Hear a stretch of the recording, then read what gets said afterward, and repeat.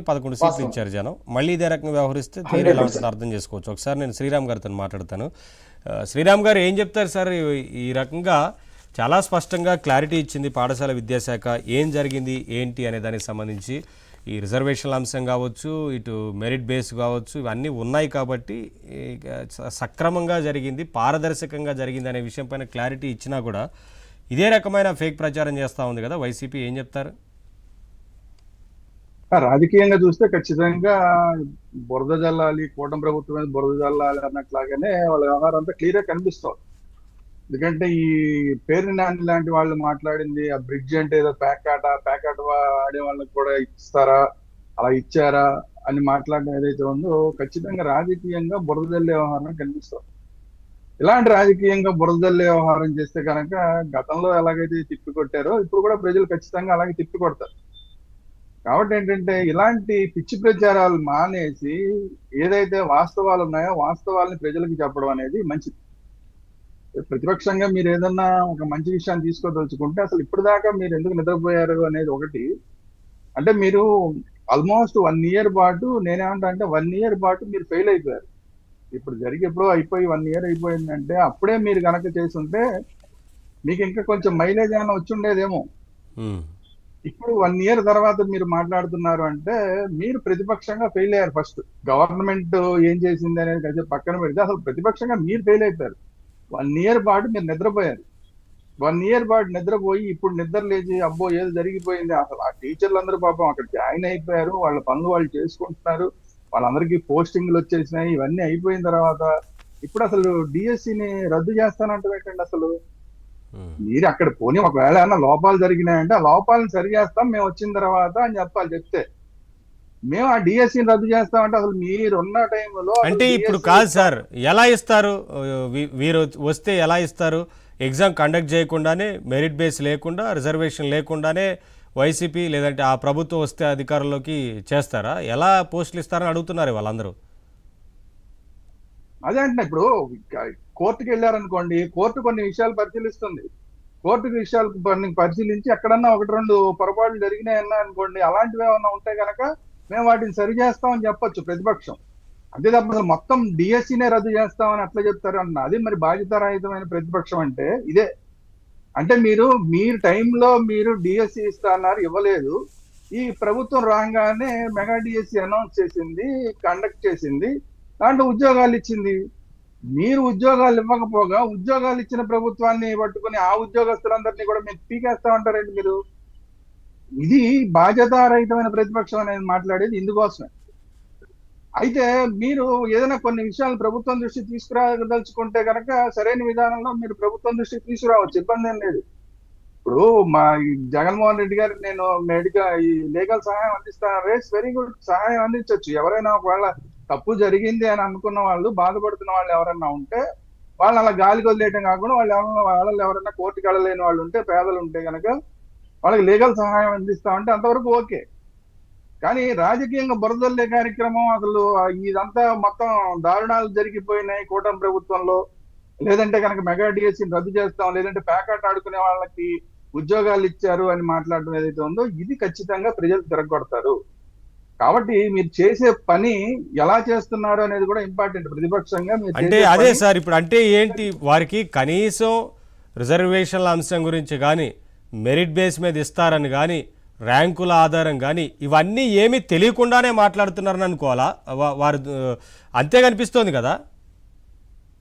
ఇప్పుడు మనం అక్కడ మాట్లాడే వాళ్ళకి చూస్తే జగన్మోహన్ రెడ్డి గారికి మాత్రం ఏమీ తెలియదు, అది క్లియర్ గా అర్థం అవుతుంది. ఎందుకంటే అక్కడ మాట్లాడే వాళ్ళు చెప్పింది వింటున్నారు, విని అయ్యో ఇలా జరిగిందా అలా జరిగిందా అంటున్నాడు తప్ప ఆయనకేం తెలియదు దీని మీద, ఈ సబ్జెక్ట్ మీద ఆయనకేం నాలెడ్జ్ లేదు ఖచ్చితంగా. అది మనకు క్లియర్ గా కనిపిస్తోంది. సరే లీగల్ సహాయం అందిస్తున్నారు, లీగల్ సహాయం అందించచ్చు, తప్పే ఉంది. లీగల్ సహాయం ఎవరైనా అందించవచ్చు, ఎవరైనా కోర్టుకు వెళ్ళే అవకాశం ఉంది. ఇప్పుడు అందులో కొంతమంది ఏం చెప్తున్నారు, మేము వేరే కమిషన్కి వెళ్ళాము, ఢిల్లీ వెళ్ళాము, మాకు అవకాశం ఉందని చెప్పి ఏవో ఆ జీవోలు ఈ జీవోలు ఏవో చూపిస్తున్నారు. ఈ జీవో ప్రకారం మాకు అవకాశం ఉందండి, ఈ జీవో ప్రకారం మాకు అవకాశం ఉందండి, మేము ఢిల్లీకి కూడా వెళ్ళామండి, అక్కడ చెప్తారండి, కానీ అక్కడ చెప్పిన తర్వాత కూడా ఇక్కడ ఇవ్వట్లేదండి అని మాట్లాడుతున్నారు. ఇట్లాంటి విషయాలు ఏదైనా ఉంటే కనుక, నిజంగా అట్లాంటిది ఏదైనా జరిగి ఉంటే కనుక ఎవరైనా ఒకళ్ళిద్దరు నిజంగా రావాల్సిన వాళ్ళు ఎవరైనా ఉంటే పొరపాట్లు జరగచ్చు, మానవ తప్పిదం జరగచ్చు, తప్పేం దానికి అందులో ఇదేం లేదు. కోర్టులు మనం పెట్టుకున్నది దానికోసం, ప్రభుత్వాలు పెట్టుకున్నది దానికోసం. ఎక్కడ జరిగితే సరిదిద్దడం కోసమే కదా. అక్కడ మన వ్యవస్థలో చెక్స్ అండ్ బ్యాలెన్సెస్ మనకి చాలా ఉన్నాయి. ఆ చెక్స్ అండ్ బ్యాలెన్సెస్ ని ఉపయోగించుకునే అవకాశం ప్రతి ఒక్కళ్ళకి ఉన్నది.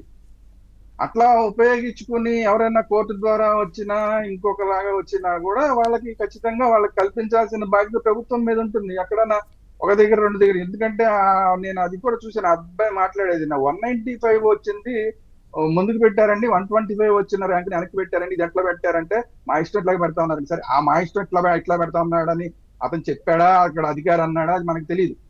కానీ అప్ అండ్ డౌన్స్ జరిగినాయి అన్నది ఒకటి అర్థమవుతోంది. కాబట్టి ఇలాంటివి ఏమైనా పొరపాట్లు జరిగితే, టెక్నికల్ ఇష్యూస్ ఏమైనా జరిగితే, అలాంటి టెక్నికల్ ఇష్యూస్ ఏమైనా ఉన్న వాటిని ఖచ్చితంగా సరిదిద్దాల్సిన బాధ్యత ప్రభుత్వానికి ఉంటుంది.